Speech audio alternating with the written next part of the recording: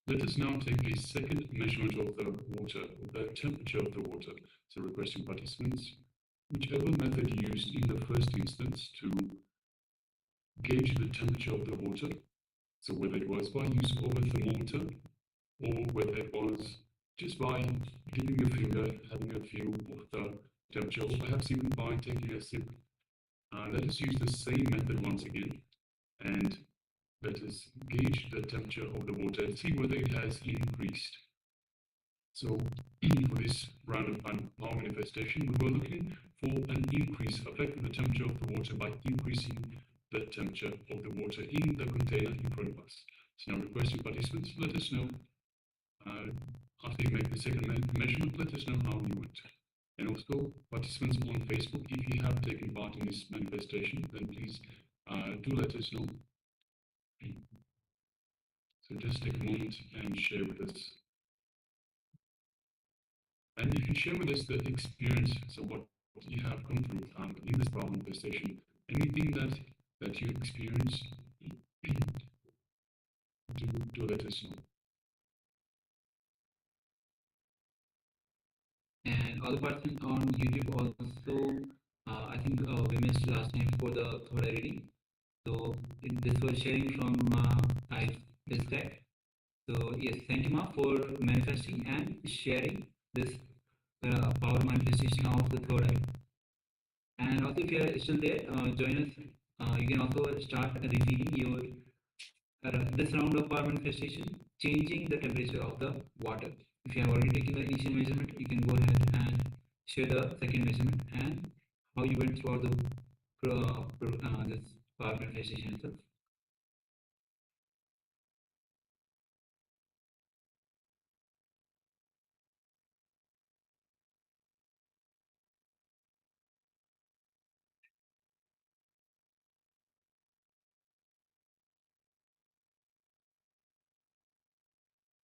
All right.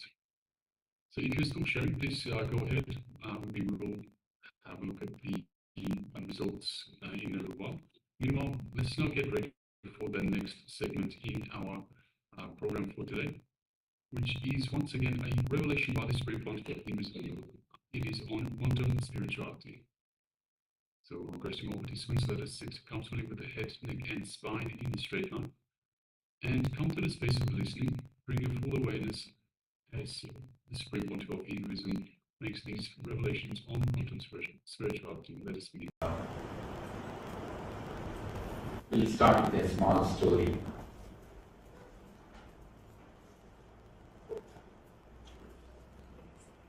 An American gentleman went to England, was traveling in a train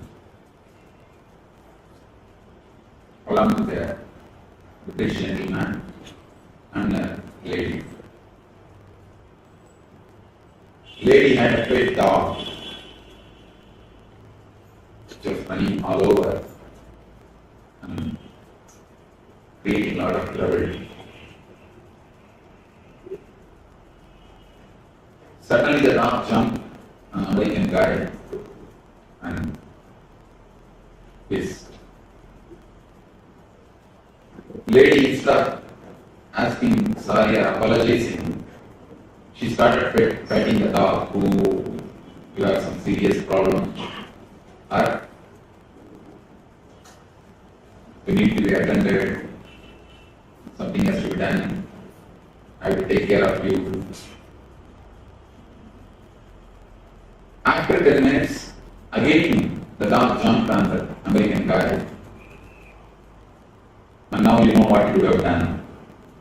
Just done everything. Again this lady, instead of asking for apology, she started petting the dog. Oh, you have some serious stomach trouble. I should take you to the doctor. I should give you some care. The guy was keeping quiet. Again, after a few minutes, the dog jumped on this American guy and made the whole place dirty. Now it is too much. The American guy didn't speak a word, he simply picked the dog, threw out of the window. Didn't do anything, he didn't speak, just he picked the dog and threw out of the window. Till this moment, British gentleman was keeping quiet. Now he started speaking. You American guys drive in a wrong way, measure with wrong scales. Now you threw the wrong pitch out of the window. We always throw the wrong pitch out of the window in our life. Of course, whenever you choose someone, your decision is wrong. You choose anything, the very idea of choosing is wrong. Anything you choose, you omit something or you eliminate something, you bracket out something. In the life, whatever you bracket out or eliminate, you are doing a wrong decision. We always throw the wrong pitch out of the window. One thing we need to remember, it is one of the wonderful quotation from a great master. There is nothing controversial in existence.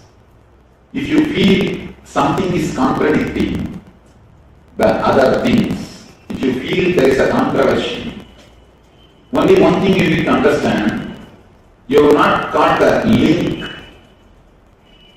You are missing some link which connects the things of the world. In the existence, there is nothing controversial.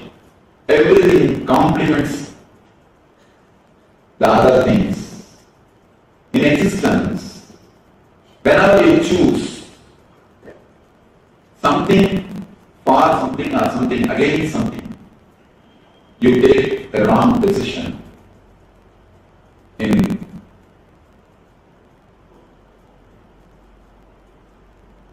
life, we always have a big problem, conflict, whether to choose a spiritual life or a material life, whether to do this or that.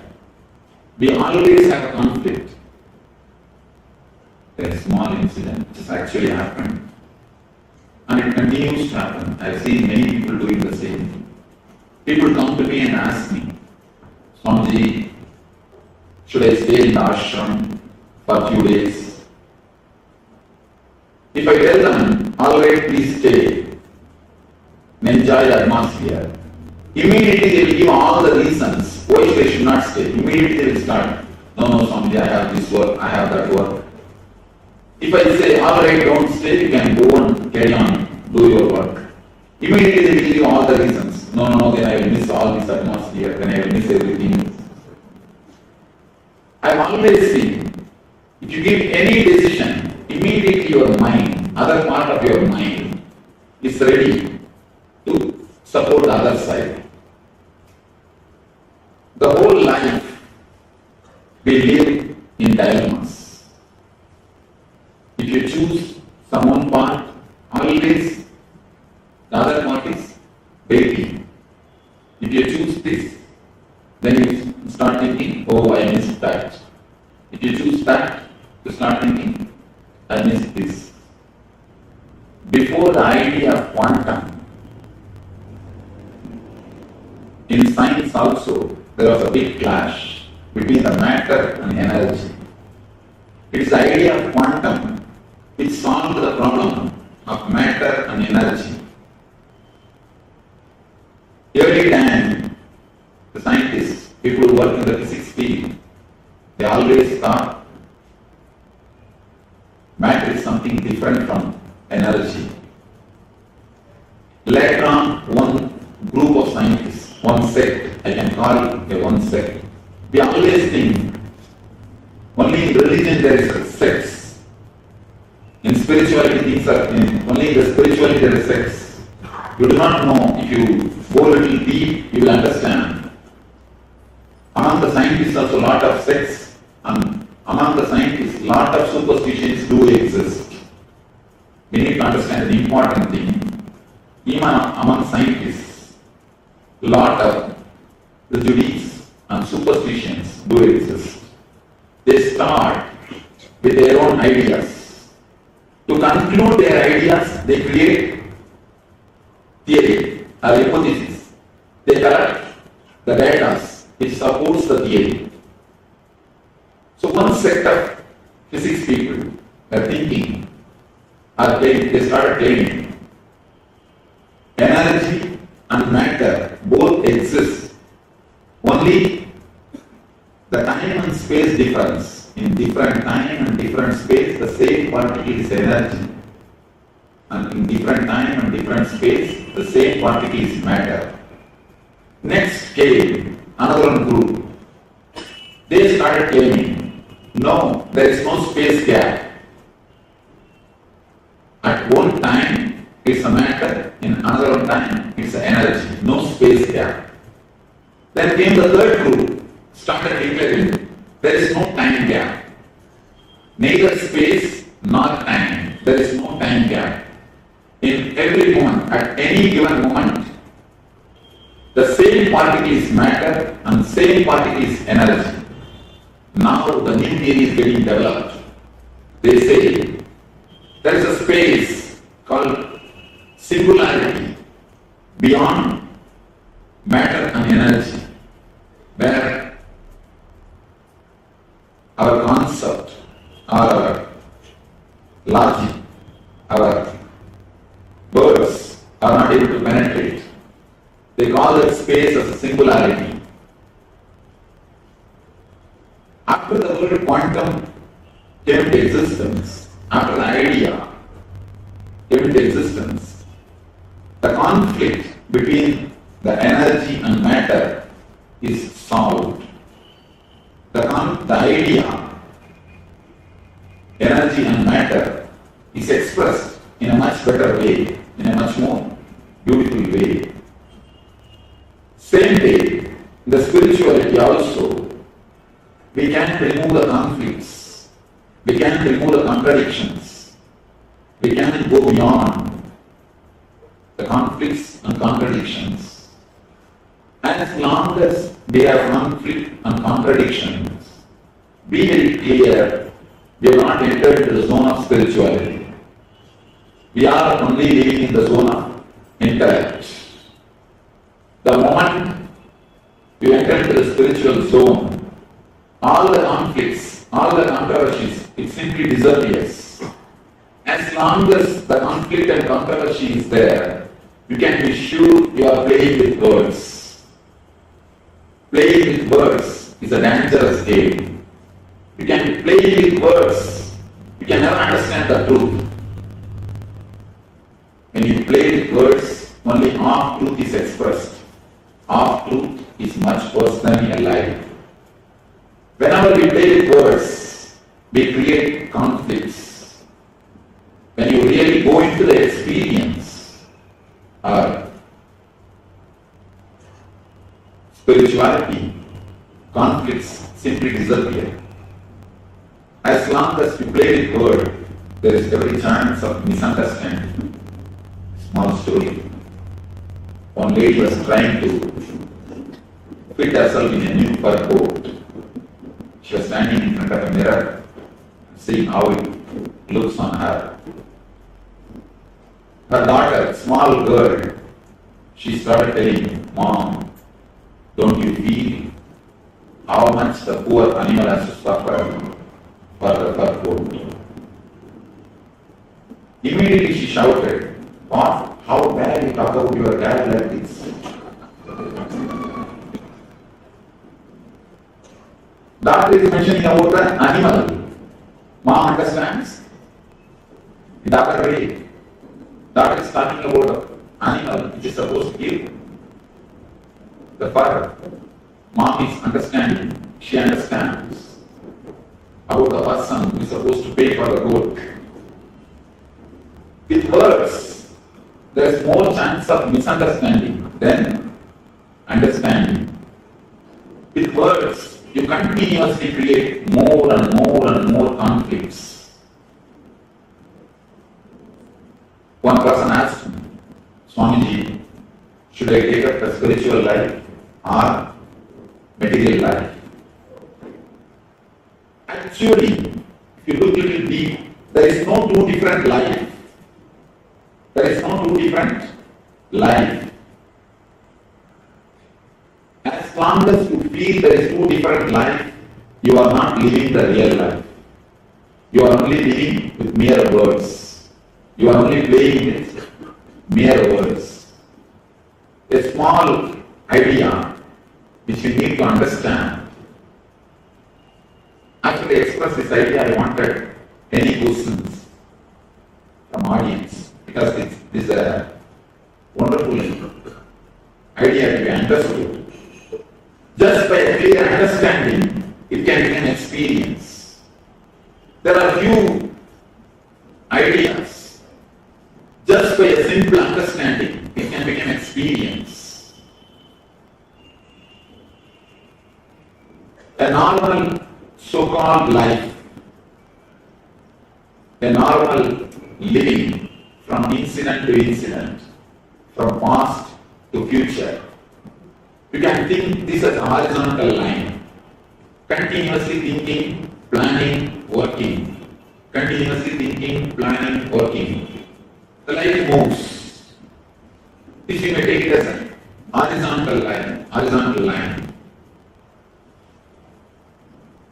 You think, you plan, you decide, and you do the things. You may call this as a materialistic life. There is another kind of life, spiritual life, continuously living in the present moment, neither bothering about the past nor worrying about the future, continuously living in the present moment. When you live in the present moment, you travel in a vertical line. If you live with the thoughts, you travel in a horizontal line from thought to thought, from thought to thought, from thought to thought. If you live in the present moment, you travel in a vertical line. You travel in a different space, vertical space. When you ask, should I live a worldly life or a spiritual life? You try to choose between the horizontal line and the vertical line. You ask, should I take this kind of life or should I take this kind of life? If you look a little deep, if you understand a little deep, if you penetrate your consciousness, if you have even one glimpse of the present moment, you will understand life is neither horizontal nor vertical. As long as you think you can travel either horizontal way or in a vertical way, you are with mind. Only when you understand you can travel horizontally and vertically in the same time, in same space. Not only you can travel horizontally and vertically, you can explore in all 360 degrees. 360 degrees this way and 360 degrees this way. If you understand, you can explore in all the directions, in all the possibilities. You will not have a conflict between the horizontal line and vertical line. As long as you understand, as long as you accept, you can explore. You don't have to travel. You can explore through in horizontal line and vertical line in all directions. Till you understand that, you will continue to have a conflict between the materialistic life and spiritual life, between the horizontal line and vertical line. The mind keeps you as a slave by making you believe you can travel only in horizontal line or in the vertical line. You will be slave of your mind as long as you believe you cannot travel in all the directions. As long as you believe you can travel only in the horizontal line or in the vertical line, mind will keep you as slave. That is why even the so-called spiritual sadhana, you don't grow, you don't experience the transformation. As long as you decided spiritual practice against the worldly life, you cannot grow into the life. Please be very clear. Whenever you choose spiritual life against the worldly life, be very clear, you can never grow in the spiritual life. As long as you are staying in a plane of making choice, be very clear, you are in a worldly plane. You may get a new coat to your worldly life as a spiritual life. Most of us don't want to transform our whole being. Just we want to show we are struggling for transformation. If you look a little deep, you will understand we have a deep fear of transformation. We don't want the transformation, but we don't even want to say that we don't want the transformation. It's a wonderful game between our mind and the consciousness.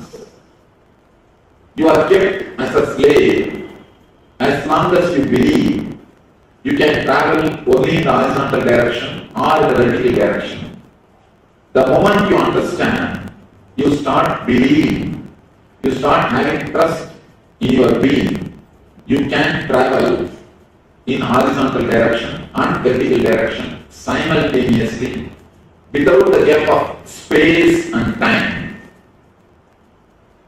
There is no need for space and time gap.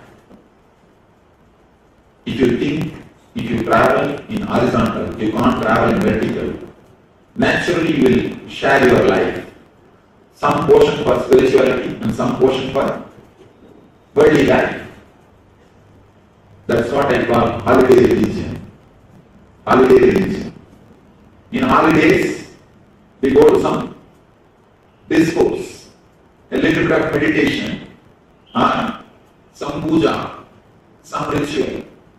As long as spirituality is a part-time job for you, please be very clear, you can never become spiritual. You may give title spirituality for your acts, but you can never become spiritual by your being. If the spirituality is your part-time job, you can be sure it is just a skin deep. It cannot transform your life. As long as spirituality is a part-time job, be very clear, you will continuously have hypocrisy and guilt. Hypocrisy and guilt. Either you will know that it is not going to help and you will be doing, or you will think it is going to help and you will have the guilt you are not able to do. Either you will know the meditation is not going to help you, but you will try to do just to show for the people in a hypocritical way. Most of us don't believe in some rituals. We do it just for the sake of social prestige. So hypocrisy or guilt. Sometimes you start believing in some ritual, some meditation. Even a meditation is a ritual as long as you believe you can travel only in horizontal line or vertical line. Meditation is also a ritual as long as you believe it can be done only some portion at some part of your life. If you do it at some part of your life, if you do it in particular time, be very clear, your so-called meditation is also nothing but a ritual. Only when it becomes your life, only when it becomes your consciousness, you can be sure you are meditating. Till that moment, till that time, it's only a ritual.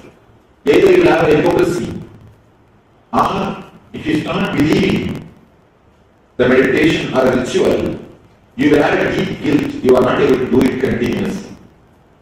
Be very clear, here I am making a bold statement which is a little controversial. no intelligent man can do any practice more than 21 days with inspiration. It's a little sharp statement, but I make from my experience. In last 2 years, I have met more than 2 lakh people personally in 5 countries. I have seen thousands of people entering into meditation. I can say I myself initiated at least 40,000 people into meditation. But when I initiate them into meditation, people ask me, we do a meditation camp called Ananda. People ask me, Swamiji, should I do all the 7 meditation techniques? I tell them, no, please don't. Do it only 1 or 2, that's enough. They say, no, Swamiji, it's so nice, I want to do all the 7. Can I do? I tell them, all right. Just after a month, if I meet them somewhere and ask them, have you started? Always the usual reply, no, Swamiji, I have to start. I'm searching for a right time. I'm searching for a good day. It's the usual thing. At least from my experience I can say, no intelligent man can do any practice more than 21 days with inspiration. If it becomes more than 21 days, it will become a dead ritual. I have seen the people doing puja. They will just wait when they can come out of the puja room after finishing the puja. They will finish with such a speed and hurry move. They will never enter the puja room again. See, the same way meditation. When you do it as a one-time job, as a part of your routine, always you have a hypocrisy or a guilt. I have seen the people. They come to me because they suffer with some guilt. And I tell them, don't bother, don't worry, relax, and understand some good ideas. I give them some consolation or some idea. People don't feel that they have been attended. So they ask me, no, Swamiji, please give me some meditation. I tell them, there is no need for meditation for your mental setup. Please just understand these few ideas, that is more than enough. But they don't feel fulfilled. They again and again ask me, no, Swamiji, please give me some meditation. Finally, I give them some meditation technique just to console them. After a month, if I ask them, are you following the technique? I find they are now one more guilt. Apart from their usual guilt, now they have one more guilt that they are not able to do the meditation. Whenever you make anything as part of your life, be very clear, other party is going to take revenge on you. As long as you think meditation is the quantity to be added to your routine, you will have conflict. You will have conflict. Meditation is not the quantity to be added to your routine, it is the quality to be added to your routine. Only when you understand, you don't need separate time for worldly life or separate time for meditation, you enter into a real spiritual life. What the scientists call a singularity, that is what I think. I feel the word Brahman can be translated to the word singularity. The space beyond the matter and energy, the space beyond the conflict of worldly life and spiritual life. That is what I call quantum spirituality. When you understand, you can travel in horizontal level and the vertical level, both in the same time, in same space.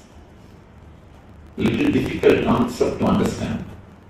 A little difficult concept because verbally you can't express. When I say the word horizontal line and a vertical line, I myself make a difference between the space, different space, difference I express difference in space But again I say, you can travel in horizontal line and vertical line, the same time, in same space, is little difficult to understand intellectually. It's little difficult to express verbally. But experientially, if you go a little deep into your being, a little deeper than a word, a little deeper than your inner chattering, you can really understand the idea. You can travel in horizontal line and vertical line simultaneously. Let me make a small sketch for you to understand this idea, because I am bored of giving the public discourses.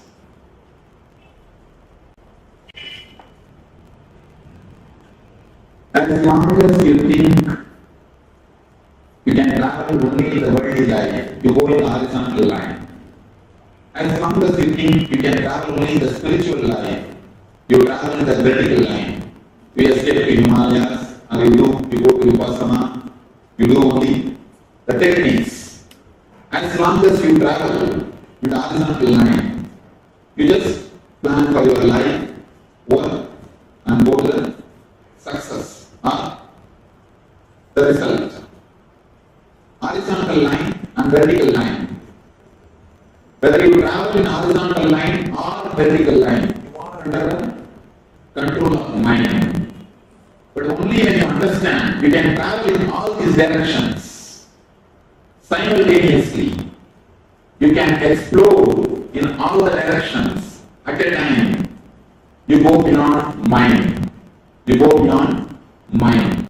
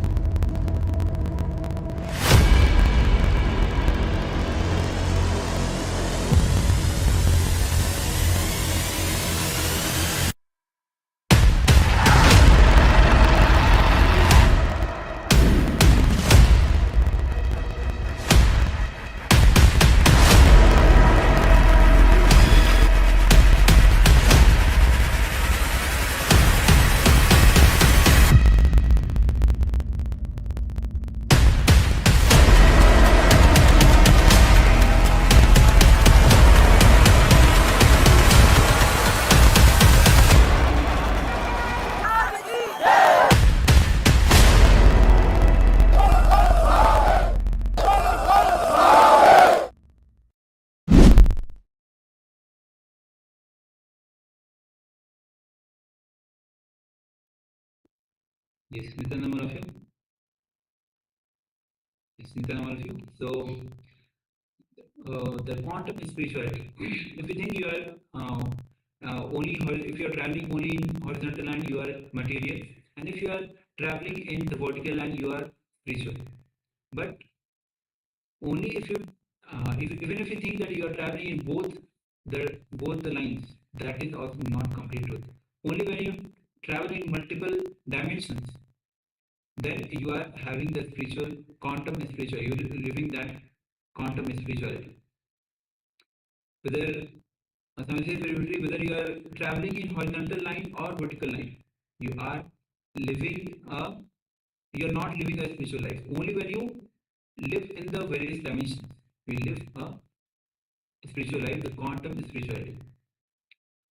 So with this, many times people, as someone said, that people who travel in the materialistic life, horizontal line, they think they are not spiritual, they cannot be spiritual. And those who are traveling in the vertical line, they just isolate themselves and totally dedicate themselves for the spirituality and isolating themselves from the material. Now it says very literally, unless you combine both and travel in different dimensions, you are not living a spiritual life. So with this, we'll be moving on to the next, which is going to be meditation. Yes, and it is a meditation on how to stop the mind. So requesting participants, let us get comfortable. Let us sit with the head, neck, and spine in a straight line. Come to the space of listening as the Supreme Pontiff of Hinduism, Swamiji, takes us through this short meditation on how to stop.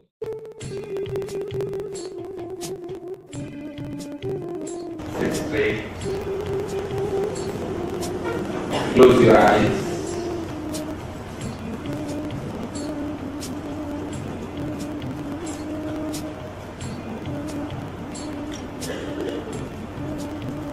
Close your eyes and feel your boundary. Feel where your body ends and the universe starts, where the existence starts.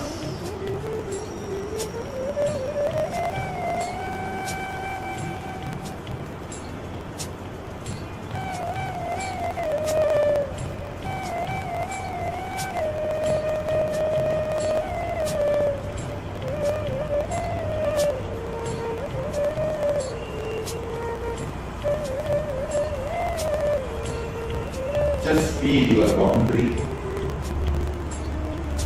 and witness whatever is happening inside your boundary. Don't move out of your boundary.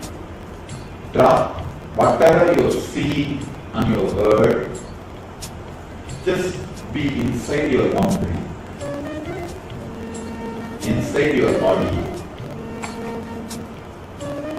Witness whatever is happening inside your boundary, inside your body.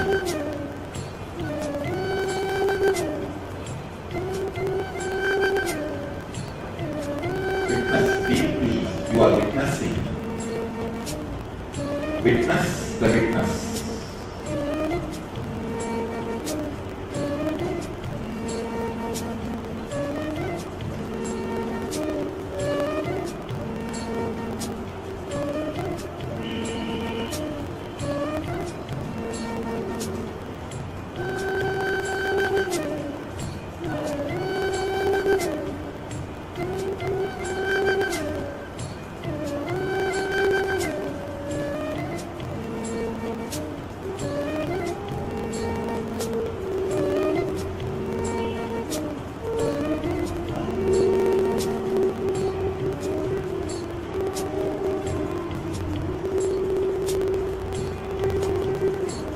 Witness where you are hearing the music inside your body.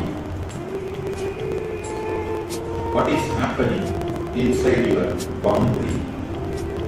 Witness it. Witness the witness.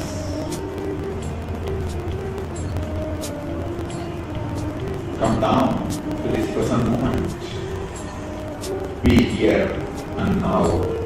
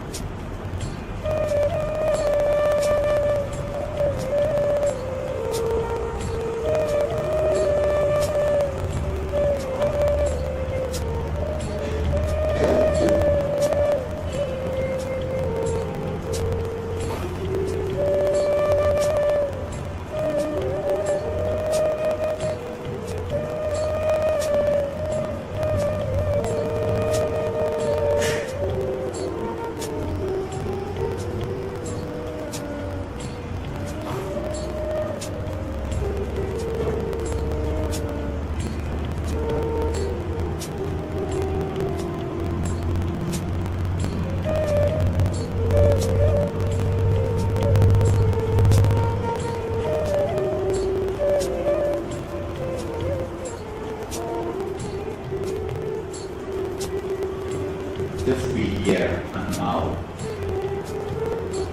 Witness the witnessing consciousness. Go deep into the present moment.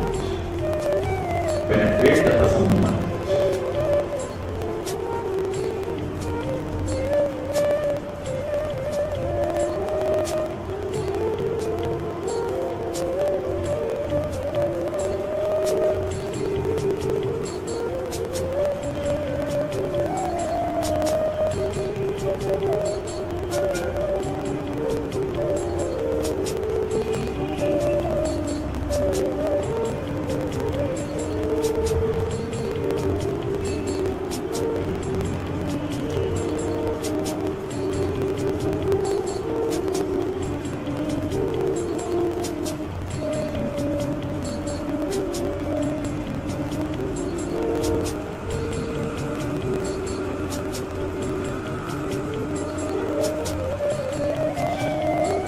go deep into the present moment.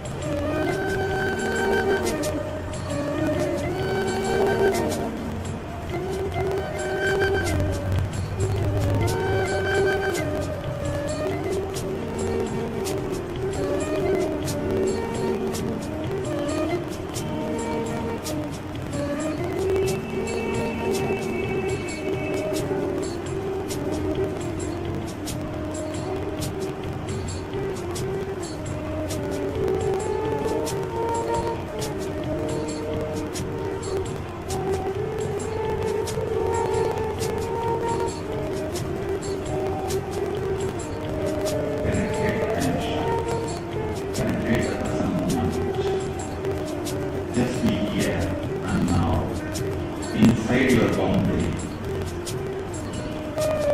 Just be inside your boundary. Without any words.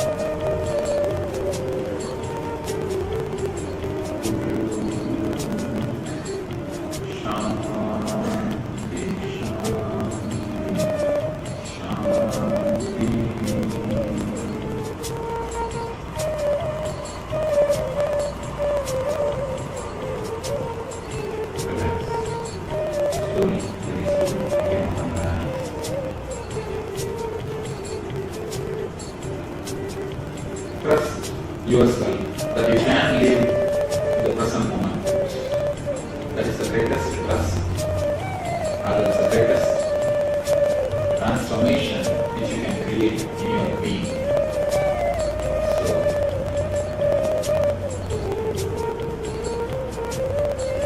let these great ideas enter into your life. Now, let's give our thanks to all the great masters who created these techniques and the great ideas to inspire and transform our life, and to all the people who worked physically, mentally, economically to organize the whole program and to bring these great ideas and meditation to your life. So let us give our thanks to all of them and let these ideas enter into your life and let the quantum spirituality and quantum meditation happen in your life. Let you realize, experience, be in one, begin.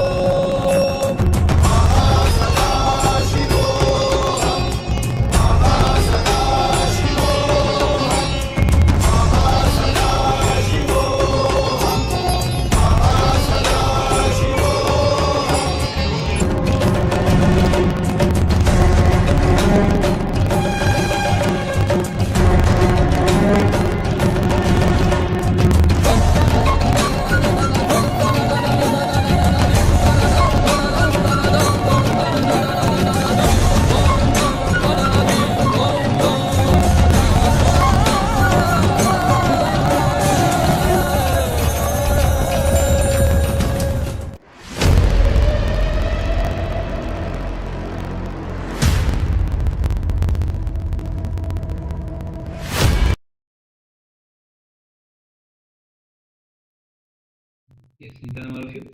Nithyananda. So, in meditation from how to stop the mind, the awareness meditation, the moment you are aware of your thoughts, as I says, they will just dissipate. So, with this, let's move on to the power of manifestation. Yes, and today's power manifestation is the power of altering the temperature. Altering the temperature. Requesting participants, please gather a glass of water or any container of water. It doesn't matter what container it is. It can be glass, can be copper, whatever it might be. Just a container of water, and we will alter the temperature of that water, the water in that container. So the first thing, let's get a container with a little bit of water. Let's also measure the temperature of the water. So requesting everyone to please gauge the initial measurement of the water. So you can use either a thermometer to get the exact temperature, or you can, if you don't have a thermometer, you can just go by feel. So just put your finger in the water itself, and we'll use the same method at the end. Or even you can just do by sip of water. So you can sip the water and get an idea of the temperature of the water. And then later, after we affect the temperature of the water, then we can use the same method and see whether the temperature has gone up, gone down, or stayed about the same. So requesting participants, let us now gather the container of water and let us know when you're ready. After requesting Ma Lizzy Wang, Ma Kalai Wang, and Wang Jiwen to be available in the camera, switch on your cameras, and all the participants on the YouTube as well, you can start sharing your power manifestation as you manifest this power of changing the temperature.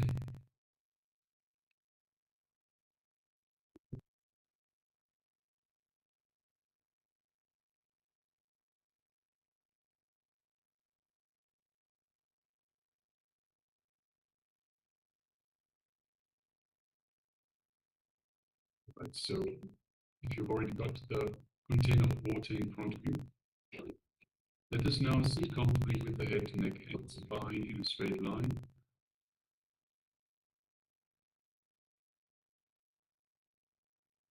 And let us just have the image of Swami in our inner space. So remember Swamiji in your inner space. The inner space is the Ananda Kanda, which is just below the heart center. And just the visualization, the remembrance of Swami in your inner space involves Swamiji. Just take a moment and feel the love and compassion and the infinite grace that Swamiji is showering on you.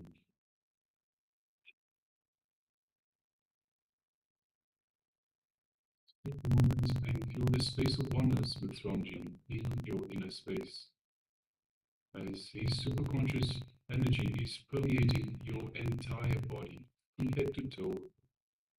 Every cell of your body is feeling rejuvenated and alive with this superconscious energy that Swamiji is radiating.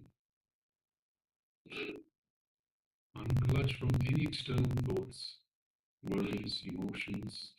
This is your time with Swamiji. It's you and Swamiji in your inner space. Feel that space of oneness. You are one with Swamiji.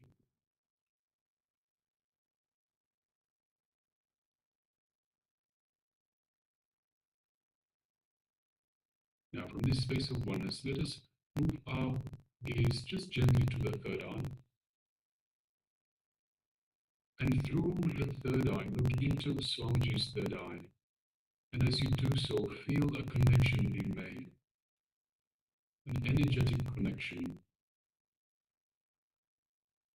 And just take a moment and feel as that energy is building up in your third eye. Your eye is being awakened and activated by Swamiji.